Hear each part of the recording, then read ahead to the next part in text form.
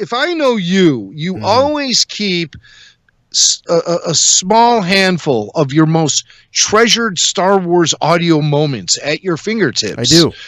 For any given occasion. And I know one of them involves the voice of George Lucas, is not just the voice, but our favorite George Lucas voice replication, talking about what he's going to have for dinner. Do you have that piece of audio handy? Oh, I think I might have that. Here's a little baby zebra, kind of adorable. That is adorable. I have to admit, I've never seen a zebra this close before. Baby what zebra. A gorgeous, gorgeous creature. Yeah, it's a shame I'm going to eat it later. Here's a little baby. George Lucas, walking with George Lucas. Yeah. That's George Lucas at Skywalker Ranch showing off his exotic zoo animals to a reporter. And here is the madman mastermind behind that very voice. Was it George, or was it Memorex, or was it Josh Robert Thompson, who's going to be joining us in the cantina? That's right. Coming up. So let's go right now in the cantina with our George Lucas, Josh Robert Thompson. Like, as we said, it's an honor to have you on the show. We've been huge fans of yours for the longest time, ever since we discovered you doing these videos. And in the latest round that you've done for Collider, for anyone, what's so funny about Star Wars and Star Wars fans is the fact that not only are the characters and the actors that were in the movies heroes and legends to us, but all the people that helped create it, and of course George Lucas is the king of the hill there. They're heroes and legends to us. So the fact that you are, it may be kind of a niche impression for a lot of people, but not to us. It's the single greatest George Lucas impression that has ever been done, and that is absolutely the God's honest truth. Do you have a lot of competition? Kind. It's very kind, man. No, it makes me happy because I'm a huge fan of George Lucas. I love his films. I just like his philosophy as a filmmaker. I like that he just does things the way that he wants to. Granted, he has a lot more money to do that with, and it doesn't really affect him, but it is pretty incredible. He's a pretty incredible guy. So everything I do when I do George Lucas is from a place of love and admiration. And I made a TV pilot about 5 years ago where I had a sketch. It was a comedy variety show, and one of the sketches was Walking with George Lucas, where I kind of imagine what George's life would be like in retirement. And this is before the whole Deepfake thing. And we can kind of get into that because that's led to some kind of funny confusion. But I'm very proud of that sketch. It's really funny. It's really good. And people liked it.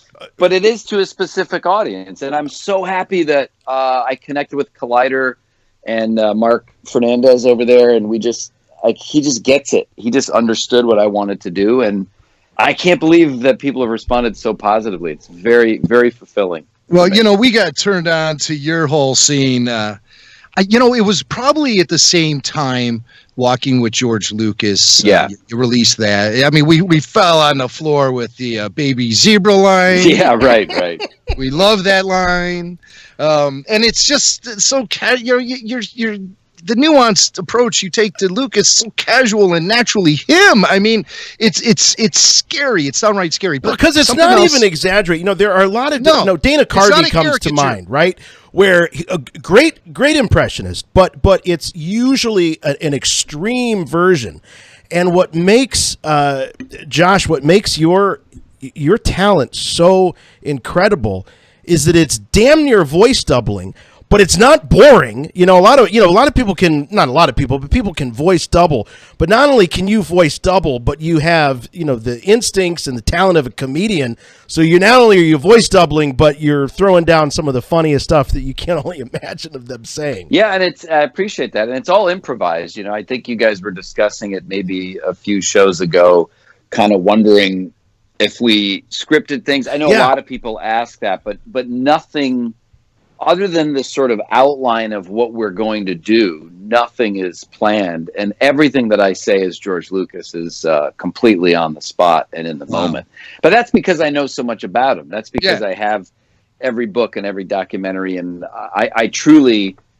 I was joking with Ahmed Best because, I also, as a voice actor, I do a lot of different shows, and we happened to work on Robot Chicken, and we were at this, it was the 10th season screening of Robot Chicken, and there's Ahmed Best, and of course I immediately go insane because I have way too much Jar Jar Binks paraphernalia in my office that I'm looking at right now.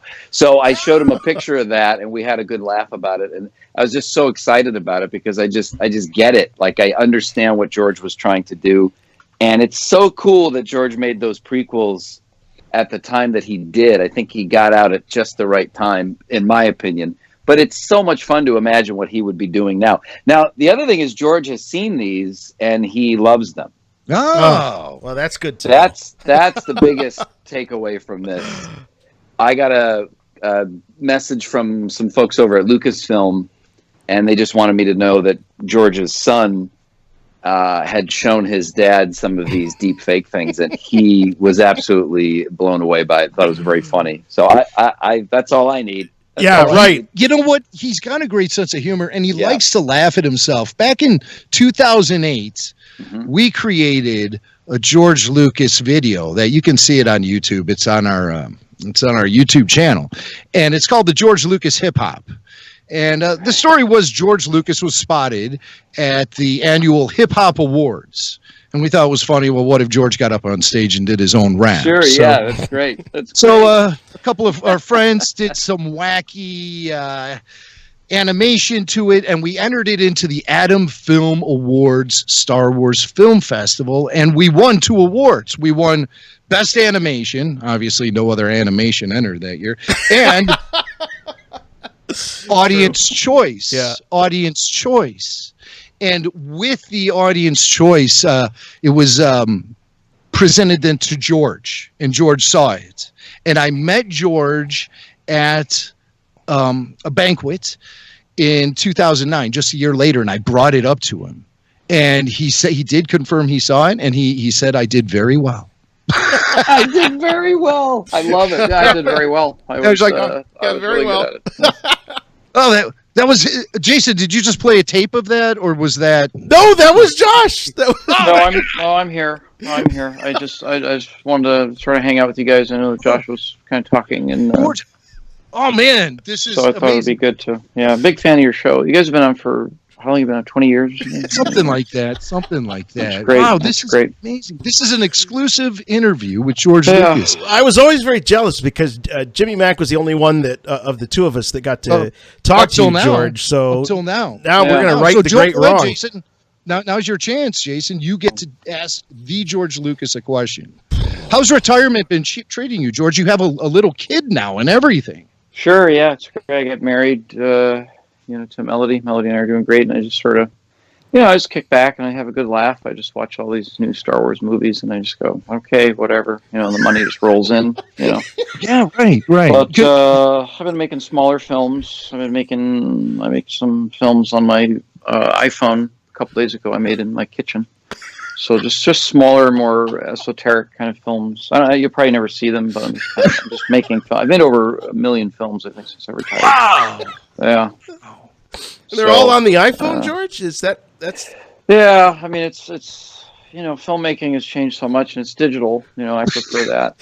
So, it keeps me busy. I'm sure it does, because you did always say when you were going into retirement you were going to continue to make films that nobody would see, and you're really following up on that. Yeah, I made a pretty iPhone. Pretty funny movie yesterday. It's one of those cool effects where you can make a thing disappear. Where you sort of, the idea is, you point the camera at like a cup or something on the kitchen counter, and then you record it for about 3 seconds, and then you hit pause, and then you move the cup, and then you start recording again, and it's like, oh, where'd it go? It's so exciting. It's very exciting. But it's digital. It's digital. Yeah, I think they call it animation. Well, I mean, I studied animation. That's how I began this whole sort of journey. But it's an effect, and it's a digital effect. It's not a practical effect. George, I gotta ask you, with all the headlines about Bob Iger resigning as CEO of Disney. I know he, at least at one time, was a good friend of yours. So, Do you have any advice for Bob Iger as he goes into retirement? Who cares? You know, I don't care. I mean, is it a surprise to anybody that, you know, Steve Spielberg says he's not going to do the next indie picture? So, did he reveal to you why he is not going to do it? Because they announced in 2016, 4 years ago, that Steven was locked in on this film, and now we just learned this week that no Steven behind the camera for Indy 5. So he hasn't given you any reason why. Well, I mean, I can't really divulge it, but I can sort of tell you that it has 2 ears and it looks like a mouse. You know, that's all I can tell you. You know, so I mean, I know you guys were, from what I've heard, you were sort of partial to the last Star Wars picture. I'm not sure if you were on substances. I don't know what you were drinking. Maybe you were drinking a lot, but it's all terrible. It's just awful. Who cares? You know, who cares? Well, all right, guys. I gotta go, but I'm gonna pass it off. Well, continued enjoyment in retirement. Do you think we'll ever see your iPhone movies? I'm sorry, on TikTok, or consider them as a distributor? Yeah, well, I was thinking about doing TikTok because it's a real challenge, you know, to lip sync. But it seems predominantly for, you know, people who are on opioids that have no teeth. So I probably won't be on there anytime soon. But it sounds like a lot of fun to lip sync to pre-existing dialogue from other films and music. It's what a gift to the creative world. It's really. Anyway, all right, I'm going to go. I just realized. What an honor! What an honor! George Lucas. It's interesting. I'm gonna go because I just noticed that there's a loaf of bread here in the kitchen that's starting to get mold on it, and I'm going to do I think I'm going to do a time lapse thing, and maybe. So I'm going to go do that. All right. Wow, there you go. That's George Lucas. George Lucas, that's amazing. George Lucas enjoying all of those filters on the iPhone. It's amazing. Filmmaker in your pocket. I got goosebumps, man. We were just talking to the maker, you know, the creator of Star Wars. It's pretty cool. I mean, I have been fortunate enough to see a number of the films that he's been working on, and he has really lost his mind. But they're pretty. You know, hopefully you guys will get a chance to see him someday. I don't know. Great. That disappearing cup sounds pretty fascinating. Yeah, and of course, pretty cool.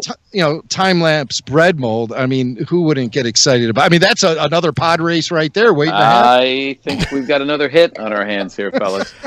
So Josh, before we leave the George Lucas topic, I'm curious about how that impression was added to your repertoire. I mean, you know, coming off of things like the Howard Stern show and your legendary Arnold Schwarzenegger, which is incredible, and other, you know, I guess more, not that George isn't famous, he's very famous, but, you know. Yeah, but more popular. More popular, more popular ones, sure. When did you reach in and see if you had a George Lucas somewhere inside of you? I think I had heard, this is probably 10 years ago, maybe a little less than 10 years ago. I was doing a podcast at the time with my friend John Mariano, John Mariano's a great actor. He was on Animaniacs as one of the good feathers. He was Bobby Pigeon, and he's done a lot of great stuff. And we had a podcast together, and I was listening to a lot of commentaries on the Star Wars films. Because I'm also a filmmaker myself, and that's kind of something I've been getting back into lately. And so I'd study these movies and listen to these commentaries over and over again. Same way that I learned the Arnold Schwarzenegger was from the Conan the Barbarian commentary with Arnold and John Milius. You know, it's just really cool to hear people. But I'm hearing George talk about Star Wars, and I listened to so many hours of George talking that I just sort of soaked it up like a sponge. And then John and I did an episode of our podcast, which was called Walking with George Lucas, where we walked through a real park with the Zoom, you know, H4 recorder, and that became the basis of what we would turn into a video later on. So I think it was something like 10 years ago that I started doing that. Wow. Yeah. And it was just because it's such an interesting voice, because George is like this genius, but he seems so tired and exhausted and nonplussed by everything.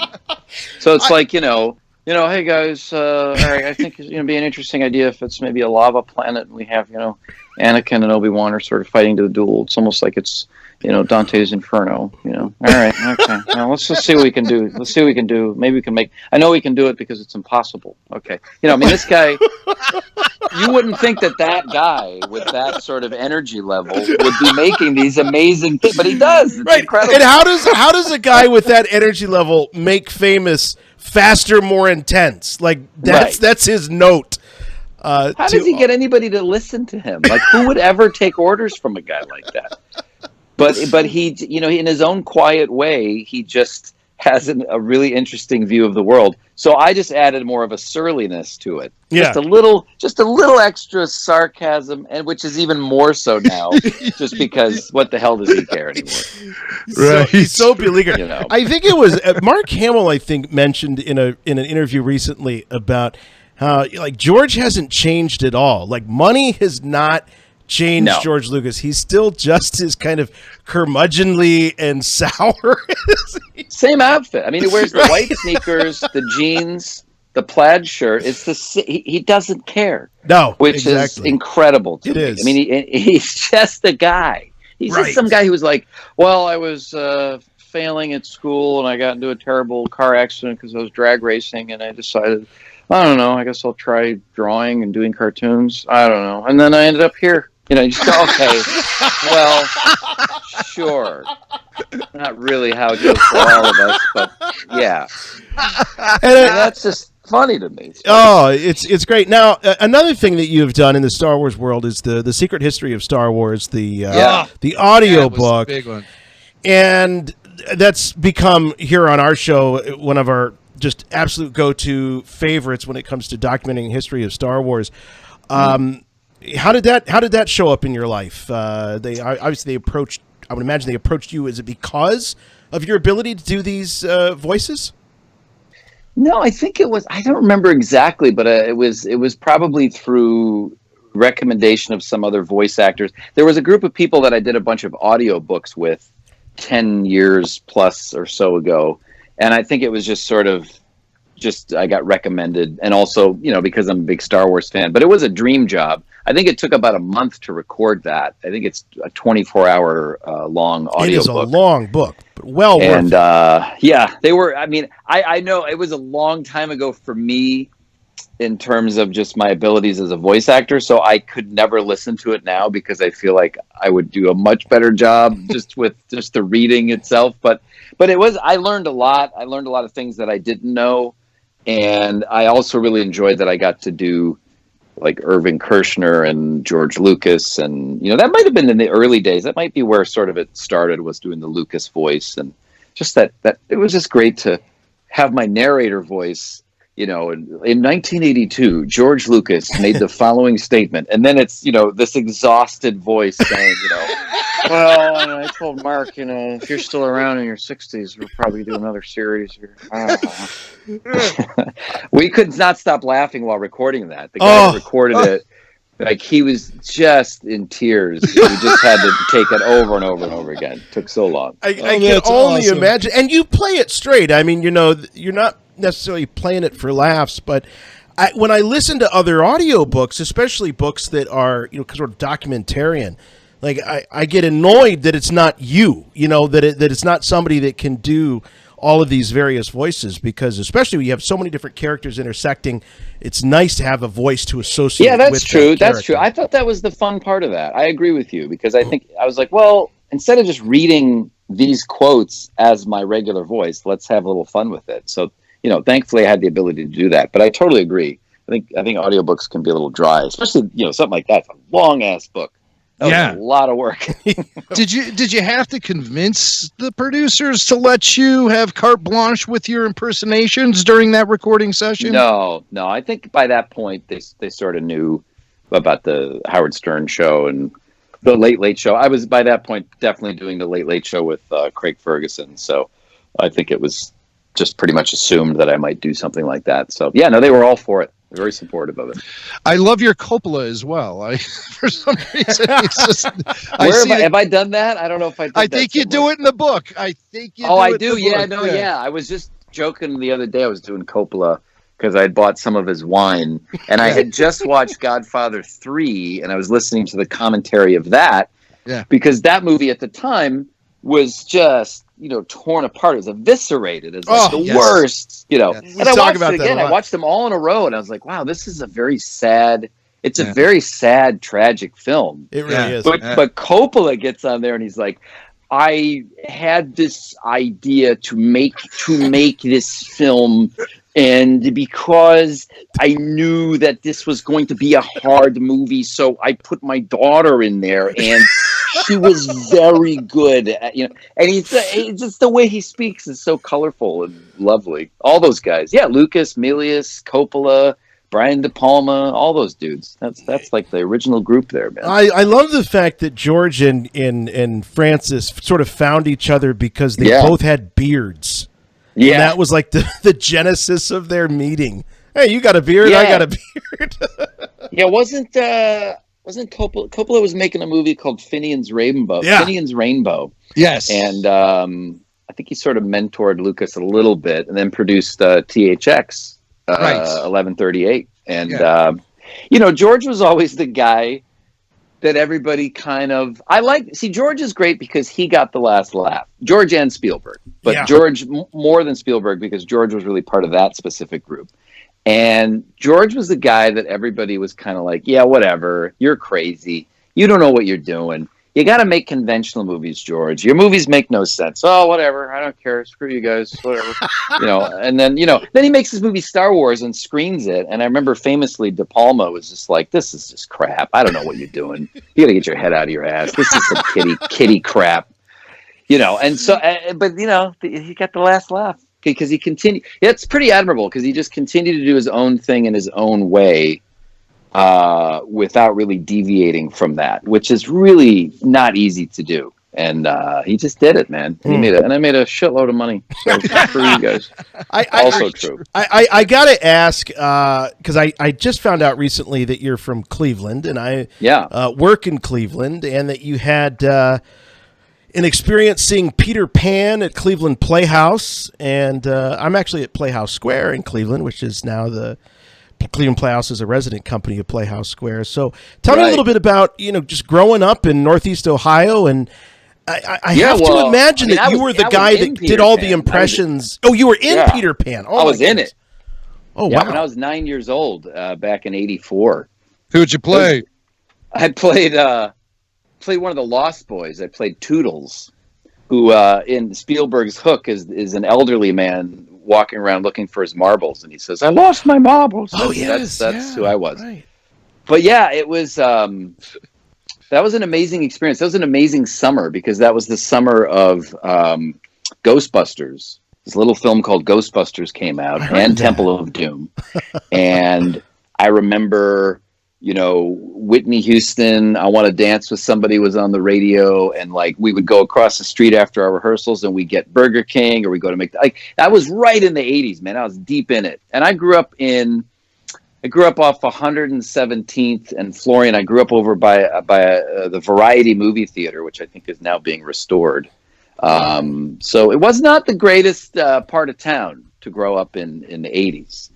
But there were a lot of amazing characters, and I'm an only child, so I grew up watching what we had in Cleveland at the time was a lot of late night horror movie shows.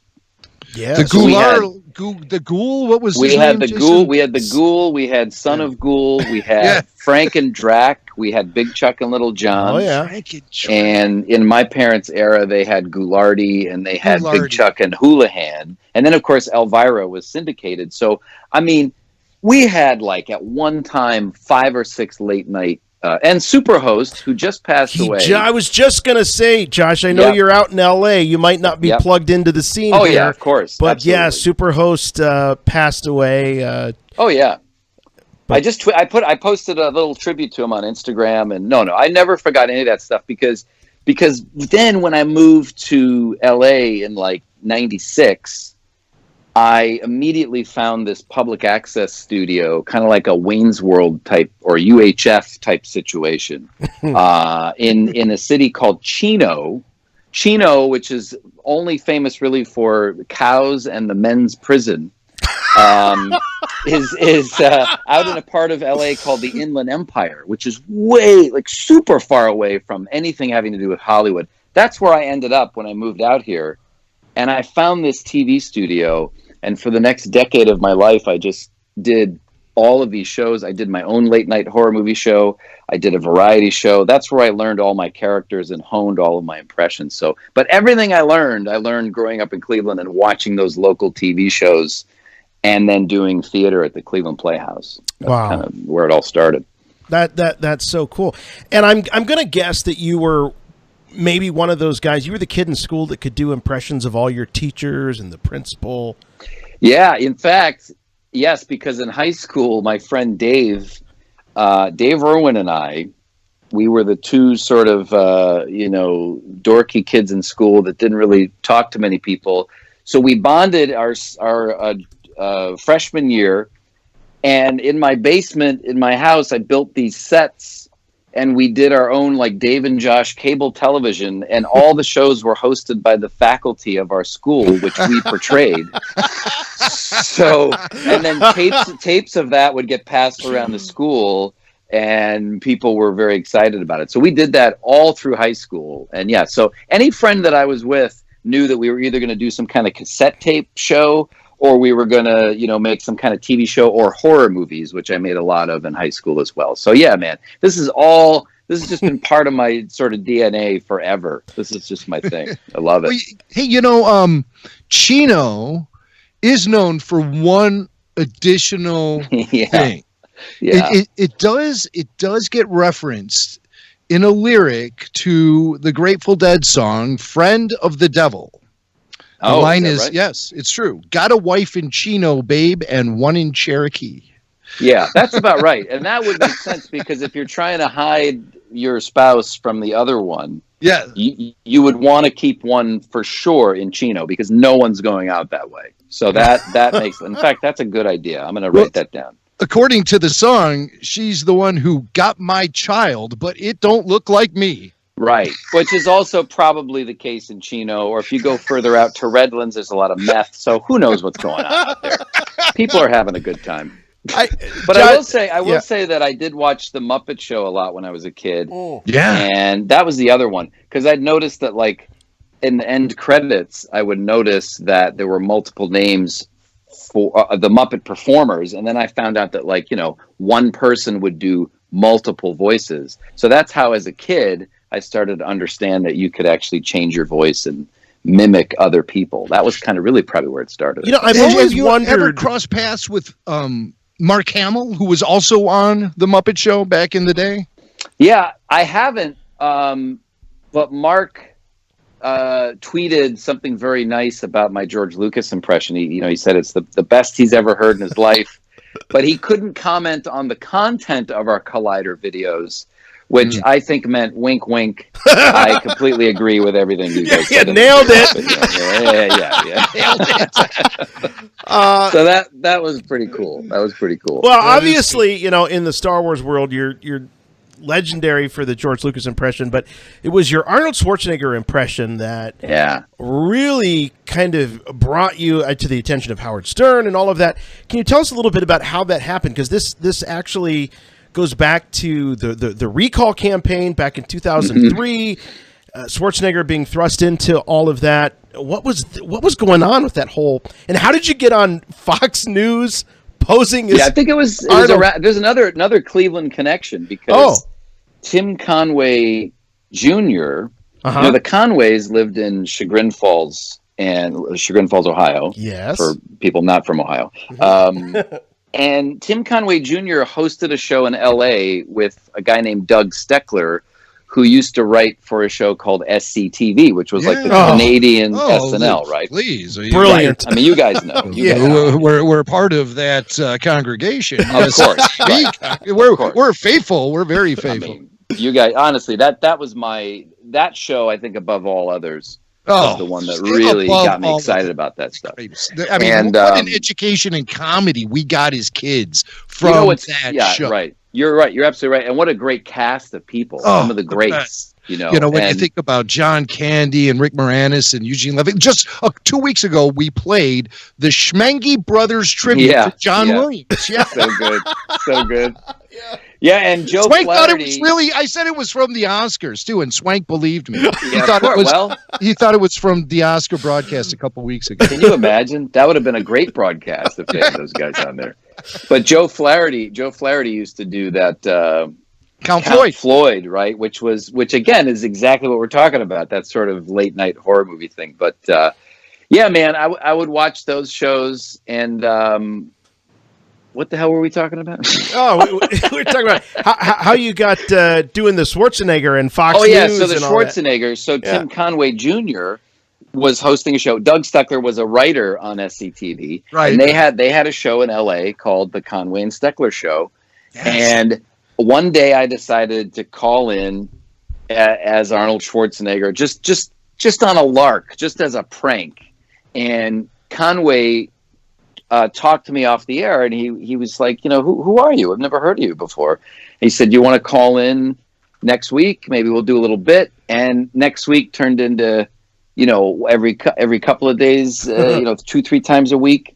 And then next thing I was doing that show for months. And Tim Conway's the guy who recommended me to Gary Delabate at the Howard Stern show. Right. That was over at KLSX, wasn't it? That was KLSX back when they were a Right. talk station. Yeah, I used to work at KLSX back when they were a talk station. Oh wow, okay. I was with the Jonathan Brandmeier show. Oh, you really? Yeah. Oh, Johnny B. That was a great show, man. Oh yeah. I mean, back in the day, it was very produced. I remember, I couldn't really call in because I never understood that it was a lot of pre-taped segments. But I really liked his style of comedy because it was like old time radio. I really loved it. And yeah. Well, stay tuned, man. Stay tuned. And that was a great experience. And I am probably the person most guilty of overproducing that show. I think it was great. Just like I do to this it. show. Yeah, well, Thank you, man. I love that show because it came to LA. I remember it came to LA for a short time. Yeah. And of course, LA was like, we don't understand what this is. And I was like, Totally. I do. I get it. And then, we had a core audience that sure got it, man. And we yeah. on the air there middays at KLSX for 3 years. Yeah, it was so good. I loved it. I loved it. And so that was, and that's how, and then the Fox and Friends prank phone call was sort of related to that because there were these guys in Atlanta that did a show called The Regular Guys.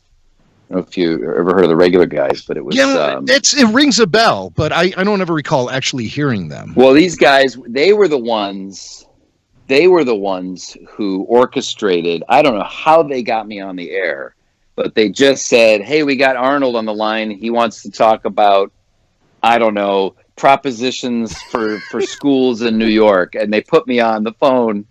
And that's what caught the attention of the Stern Show. That's what finally made them say, "We got to get this guy on our show." And dude, that was like 7 or 8 years of my life here and there, off and on, calling into the Stern Show. It was really, really fun. And those were all improvised too. Most of the the blow up the moon and the all that stuff was all made up on the spot. Well, you mentioned that one of your inspirations for the Schwarzenegger impression was listening to his commentaries on the DVDs. And what makes what makes Arnold funny on these commentaries is that he doesn't really give you any insight. He just sort of describes what you're watching, right? Yeah, well, he'll say like Conan the Barbarian is really funny because he'll say there's a scene where these dogs are chasing Arnold, and he goes, "Yeah, well, this is another great scene where the dogs, they're chasing me. Look at this, and I hurt my hand on the rock there, and this is another great scene where the wolf witch." Her hair grows and her fangs come out, and I wish that we had these effects on women. We do not have this, just that for 2 hours. Or like the Total Recall one. Total Recall starts the commentary. You see the TriStar logo, where the Pegasus would come out. And he goes, "Look," I swear he says, "Look, there I am riding on the horse. There I am." Like, what are you talking about? The best. Solid gold. solid goal. And of course, you soaked up all that information about George Lucas in the same way. And so that's what it is. If there's anything I want our listeners to take out of this conversation, and I know this of great impersonators, people who can really capture the essence of the voice. We used to have a guy in Bradmeyer's show who does a dead-on Jerry Lewis. Yeah. And he puts Jerry in some very compromising situations and scenarios, but he adores Jerry Lewis and knows everything about the guy, and that's where he can pull this authentic replication of Jerry's voice and everything from. So you come from the same place. Your impersonation of George Lucas comes from a place of love. Absolutely, yeah. And it's funny to see the comments. People get very upset about the deep. They get hatred, the deep, right? Yeah, they get a lot of hatred. It's like, this isn't cool what you guys are doing to George. And I just want to write. I just want to write back. What about what you assholes were doing to George for the last 20 years? Like now you're suddenly the saviors and you're here to protect George. Like, get the hell out of here. Amen, brother. I knew this. By the way, I knew this would happen. I'm the guy that was I was towing the line for the prequels for 20 years. I was like, no, check them out again. Kurosawa, Flash Gordon. No, they're terrible. I'm like, no, but I think you guys only saw them one time. You should see. No, they're terrible. Okay. And then now everyone's like, yeah, man, I wish George was still here making those movies. And I'm like, yeah, well, whatever. You're going to miss me when I'm gone, right? I know, man. But the deep fake thing is so perplexing to people because, look, I'm on the fence about it. I think it's cool. I think it sets a precedent. It sets a precedent for impressions now that is a little confounding, I think, for people that do impressions, because it's like it used to be good enough that you had the voice down and you had the mannerisms, and then you just sort of you fill in the blanks with your imagination. It's not like but now it's got to look exactly like the person, and so they digitally graphed George's face onto mine. Which is an amalgam. The face that they're using is sort of a combination of hundreds of different variations of George Lucas's face from taken from so many different photos. But the big complaint, my favorite complaint, is people will go, yeah, this is good, but it would be better if the neck was bigger. And I'm like, that's the problem. That's the issue. Because look, that's a 3-hour makeup job. When we had a guy make the neck for my TV pilot. My friend Greg, he's an amazing effects artist. Yeah. He's on The Walking Dead now, and he, we sat for 2 hours looking at all the different versions of George's neck throughout the years, and I was like, "Let's goiter. Do that one." He's got the goiter, the waddle. He's got it. But so when we did it, and it's really well done. If you watch our video from years ago, people were mad because they were like, "This is mean," and I'm like, "That's what his neck looks. This is his neck." I don't know. So I don't know, man. Use your imagination. In your video, the goiter becomes like a character into itself. Yeah, it's pretty great. Hey, let me ask you that. Here's a question we were wondering last week. In George Lucas Goes to Vegas. Yeah. The Uber driver, was that guy legit? Was he really part of the? No, that's Mark Fernandez. That's the guy that runs Collider. Well, he nailed it. Pretty good though, man. He's very convincing as an Uber driver. Just pass that along to him. That is my favorite bit that I pulled out of my ass was the discussion about what George's new films would have been like on a cellular level. Yeah. And like equating it to inner space. And then the idea that he's saying that the Jedi would have to help the Sith who's inside of them in maybe a little ship to get. I mean, as I'm saying it while I was doing the video, I was so excited because I knew we had something amazing. I was like, this is great. All the inner space references. And so good. I love it. And then how he gets his inspiration for titles of movies from slot machines. That's my absolute favorite. Well, because it works. You go, this, and he's like, well, you know what? We don't just have a picture. We have a trilogy. We have a saga. Like this guy. So, and I told Mark, I said, because we found a slot machine called the Prince of Lightning. Right. And I kept laughing. I was like, that's a funny title, Prince of Lightning. And then I just said, what if this was the name of my next picture? And then he goes, let's start rolling right now. And that's how it started. Oh. And now I'm like, I said, dude, we should find someone that does animation. And we should just go ahead and make the Prince of Lightning because I want to see this friggin' movie. I really do. George himself will give it the green light. Oh, so. I think it's great. Yeah, I mean, it's like Strange Magic Part 2. Well, yeah. All right. Well, listen. Before we let you go, and it's been great talking to you. I swear to God, we can talk to you all night, and I think we're gonna talk to you again. We'll come barking up. Sure. Yeah. Sure. Again, man, because we're having a bump. But I'm gonna put my buddy Jason on the spot right now. Mm-hmm.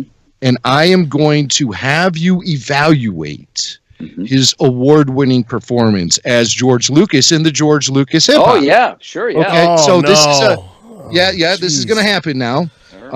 Jason, I did email you 2 cuts of audio. Yeah. First, we'll hear the George Lucas hip hop, and I want to see how this measures up to the great the critique of the great Josh Robert Thompson. Well, I got to preface this by saying that at this time, Yeah. I hadn't heard Josh's George. So much like, great impressionists. Well, that shouldn't change anything. Teach us sometimes. Because sometimes what happens is you don't do the impression of the person. Right. You do the impression of the impression. Oh yeah, right? Of course, yeah. Right. Okay, this is many years ago. All right, George Lucas. There we go.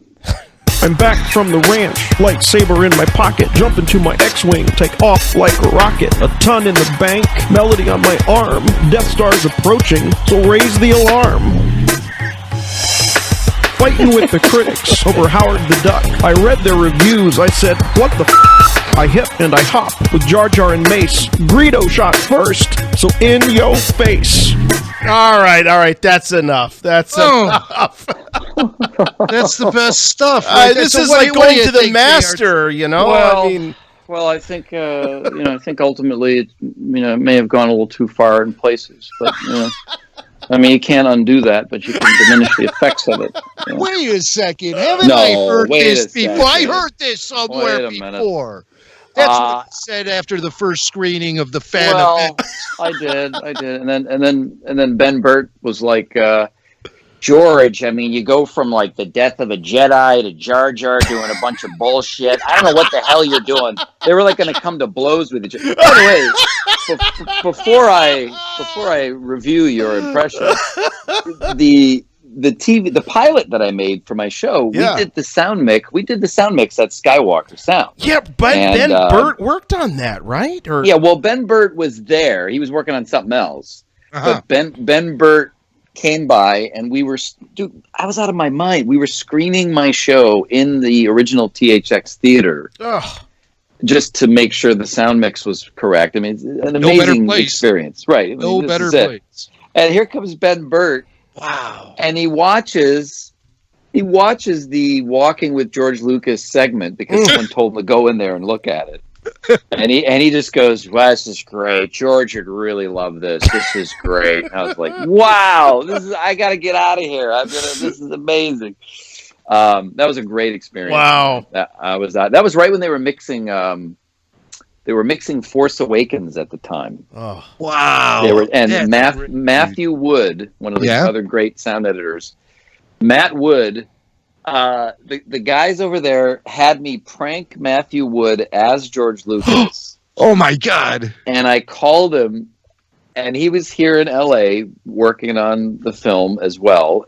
And I said, hey Matt, so listen, I know it's a little late in the game, but I just feel like we should, and I know you can do me a solid here because we've been friends for a long time. But could you just, if there's a way we could work some of the Gungans just into some of the scenes? And he was like, what are you talking about? And I was like, listen, it's not a big deal. We could even just do we have some that are already rendered from, probably some of the other films.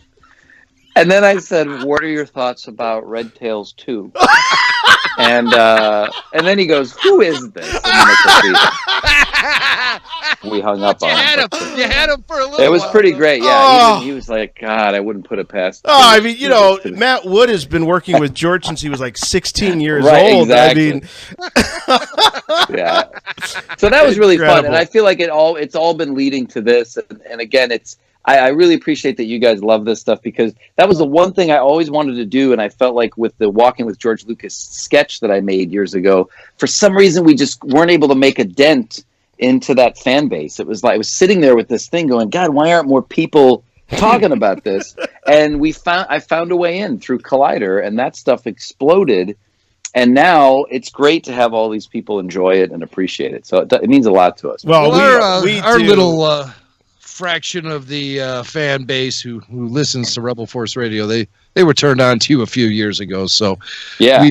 we're the underground movement for JRT. Yeah, I appreciate it. Yeah, you guys have been around a while. I've been aware of you guys for a long time, so I appreciate it. Oh, well, thanks, man. Thank you so much. And I hope that this is the beginning of a long and hilarious relationship. Yeah, listen, man, I'd love to come back on again, and we have something very special that we are going to be recording on Monday over at Collider. I can't tell you anything else, but it's a different director that I'll be doing this time, and I think you're really going to like it. So. Who does the Harrison Ford? Harrison Ford is a guy named Jamie Costa. Jamie Costa. How do we know that name? Jamie Costa has done now 2 very, very exceptional Star Wars fan films. The first one was the Han Solo movie, and the last one he did was the Kenobi film. The Kenobi film, Yeah. and you were in that. I was in it, and I still bust his balls about this because I was a last-minute addition. He said, we want Qui-Gon Jinn to have his voice at the very end, post-credit sort of sequence. And I said, sure, I can do that. And then I watched the movie, and my name comes up in the credits, and it's misspelled. It said Josh Robert Thompson. And I was like, you know what? I mean, come on. How hard is it to spell Thompson? Well, hey, you know what, though? I saw that fan film, and that's a pretty damn good one. It has James Arnold Taylor in it. Yeah. And oddly enough, James does not play Kenobi. Right. But he plays an Imperial officer, and it's just well done. You guys went out to the desert. You made it look good. It's not like most fan films where it's a bunch of jamokes having lightsaber duels in a forest preserve. You guys really took the extra step to make it look like Star Wars. Yeah, he did a great job. Jamie's he's an exceptional actor, but he's also a really good impressionist. And when we did the George Lucas Harrison Ford thing, originally they were going to shoot us separately and have each of us individually reacting to the Baby Yoda memes. Yeah. And then I said, I think it's kind of funny because these guys are so old that not only are the memes completely confusing to them, but so is all of this bullshit technology. So why don't we just have them stoned? And when they just said, let's go. And man, it's one of my favorites. It's a great one. God. Well, you know why? Because I think you guys are really hitting the nail right on the head with exactly how these two guys are behind. Yeah, absolutely. I don't think you left any stone unturned. No.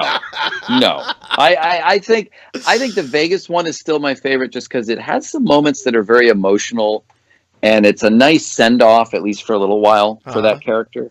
But I just really loved doing that with Jamie, man. He's out of his mind, and we couldn't stop laughing. I don't know how we got through that, but Don't leave the character on the shelf for too much longer. Not at all. We want to see more George Lucas come from Josh Robert Thompson. Josh, how can people learn more about you and get a hold of you if they? Yeah, you just find me on. I think you can find me on Twitter at Josh R. Thompson, or Instagram, which is just JRT Show.